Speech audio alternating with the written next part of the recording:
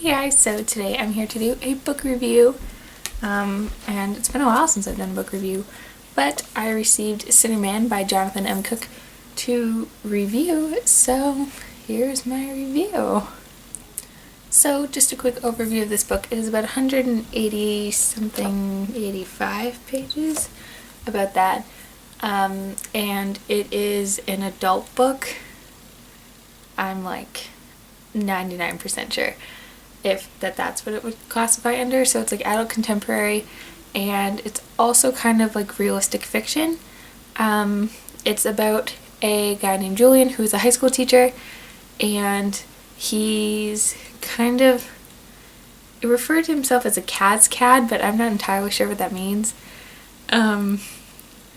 So he's kind of dealing with things emotionally and on a personal level, and throughout this book he's kind of learning how to deal with that while dealing with new obstacles that come up, and I really enjoyed it. I gave this book 3 out of 5 stars, and I will tell you why.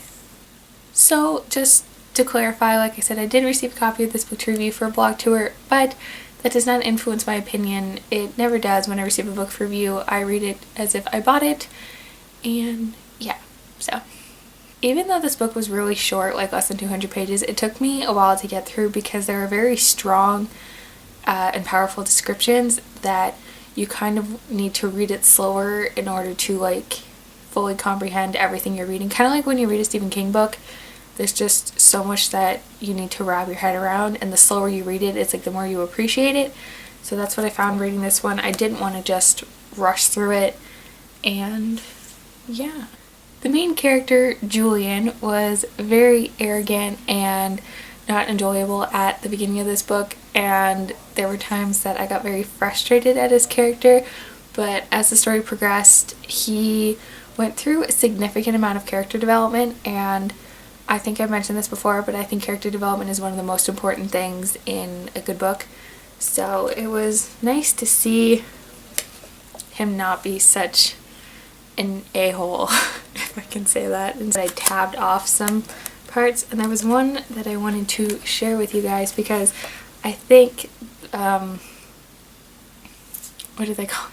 The excerpt that I want to read with you. I think it really shows the way the story is written and how the story works and all that kind of stuff. So, had these hands violated, had they preyed upon and vitiated my sometime ward, with these hands I loved her. With these hands I would hold and protect her and wipe away the tears of judgment. If these hands could be forgiven, what they would do for her. I was to blame. A schoolgirl crush ignored is soon forgotten and replaced by some other trivial fantasy. I'd cultivated hers, nurtured it until we had no choice but to intertwine ourselves in love's duet. She is intoxicating, her beauty, her youth, her innocence. But beauty fades, youth comes to an end, and all innocence is corrupted. How could she forgive that?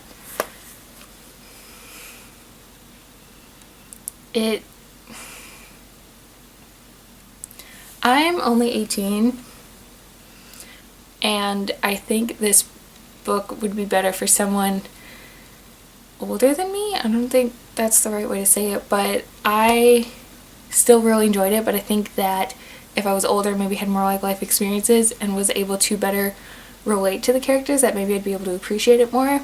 So I do plan on rereading this in the future, maybe in a couple of years, and seeing how that changes. But the thing that I could connect to was, for a long time I wanted to be a teacher, so kind of like reading this, I was like, oh, teachers doesn't sound like how it should be, but I think it's kind of different in Canada than in America, so I don't know.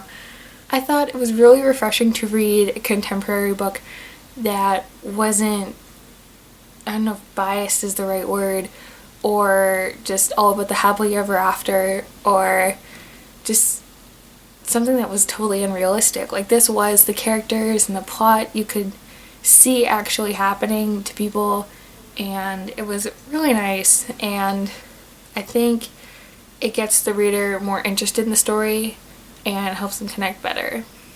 So yeah, basically those are my thoughts on this book. I think you guys should check this out. I will leave the links to all of this stuff down in the description. I was very excited to be a part of this, and I really enjoyed it. I don't think this is a book that I would have probably gone out and looked for myself, So that is why I'm really excited that I get to share this with you guys.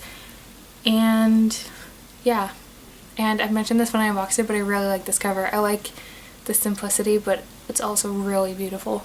So, because in the book, they do make reference to the birds on the wire. As I was reading it, I was like, oh, and then I closed the book and I was like, oh!